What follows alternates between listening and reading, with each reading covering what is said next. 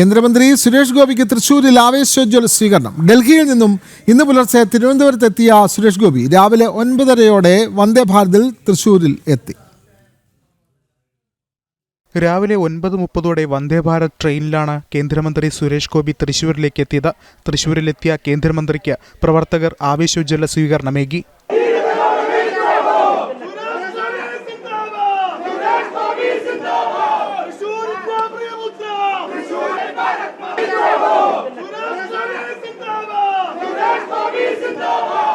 Thrissur railway സ്റ്റേഷനിൽ നിന്നും കേന്ദ്രമന്ത്രി നേരെ പോയത് അശ്വിനി ആശുപത്രിയിലേക്ക്.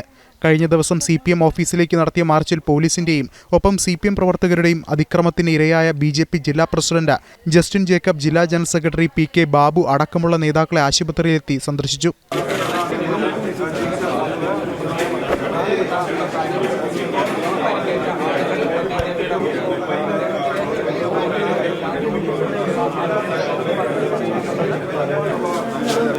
ആശുപത്രിയിൽ 20 മിനിറ്റോളം ചെലവഴിച്ച കേന്ദ്രമന്ത്രി നേരെ പോയത് അദ്ദേഹത്തിന്റെ ക്യാമ്പ് ഓഫീസിലേക്കാണ്.